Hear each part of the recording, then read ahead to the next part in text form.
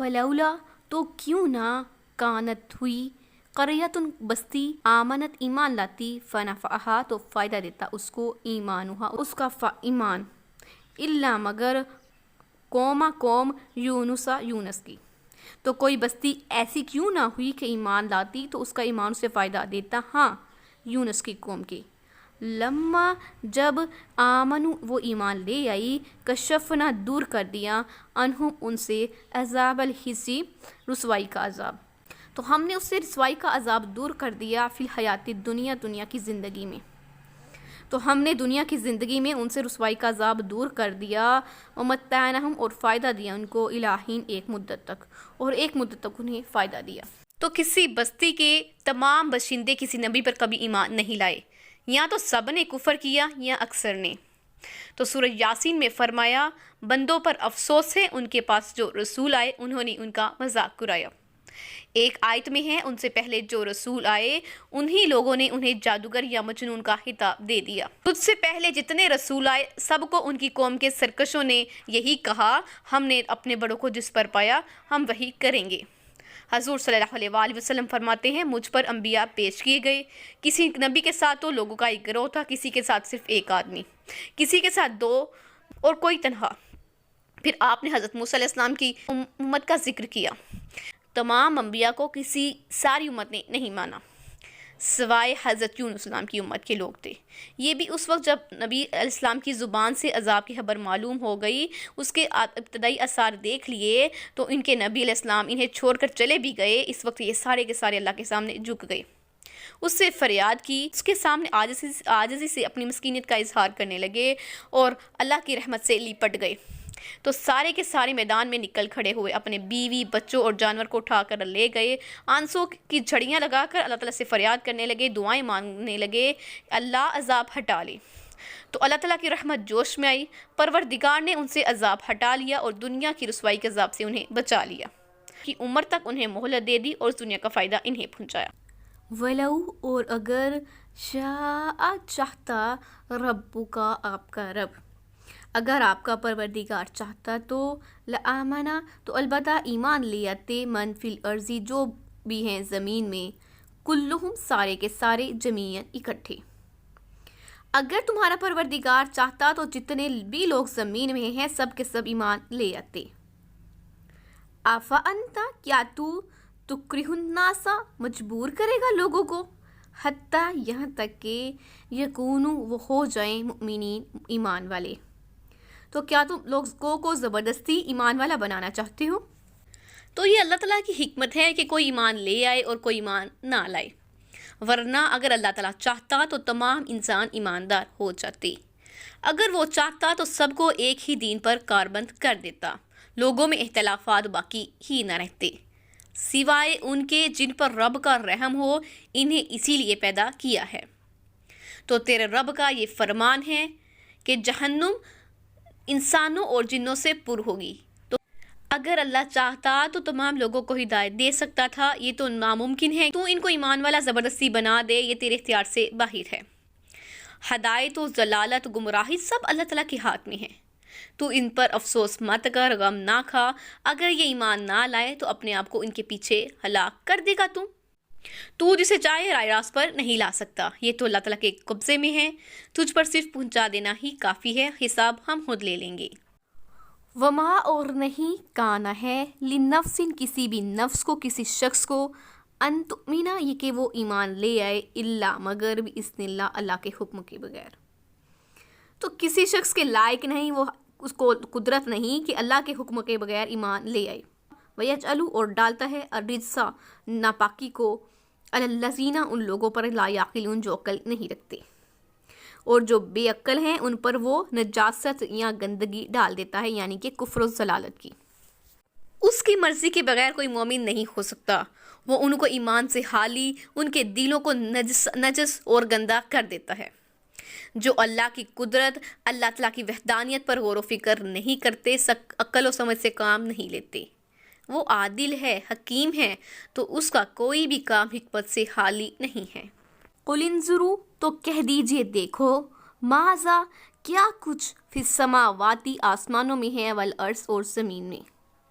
تو ان کفار سے کہہ دو کہ دیکھو تو آسمانوں اور زمین میں کیا کیا ہے، وما تغنی اور نہیں کام آئے گی، الآیات کوئی نشانی، والنذر اور نہ کوئی ڈراوا، ان قوم اس قوم کے لیے لا یؤمنون جو ایمان لانے والے نہیں ہیں۔ تو ان کفار سے کہو کہ دیکھو تو آسمان اور زمین میں کیا کیا کچھ ہے، مگر جو ایمان رکھتے ہی نہیں انہیں نشانیاں اور ڈراوے ان کے کسی کام کے نہیں ہیں۔ اللہ تعالیٰ فرماتے ہیں اللہ تعالیٰ کی نعمتوں، قدرتوں اور اس کی پیدا کردہ نشانیوں میں غور و فکر کرو۔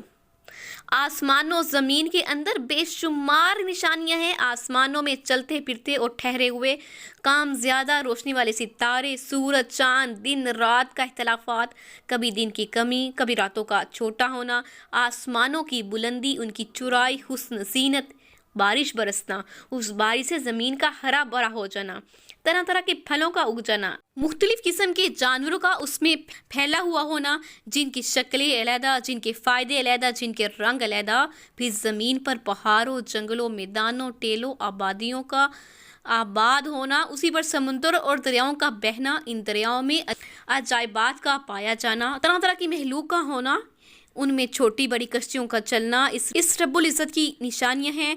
یقین کرو نہ اس کے سوا کوئی پروردگار ہے، نہ اس کے سوا کوئی عبادت کے لائق ہے۔ در حقیقت ان بے ایمانوں کے لیے اس سے زیادہ جو نشانات ہیں اس سے اگر وہ فائدہ نہیں حاصل کرتے، اس سے اور کن نشانیوں کو دیکھ کر یہ ایمان لائیں گے، تو اور نشانیوں کا آ جانا بالکل بھی ان کے لیے بے فائدہ ہے۔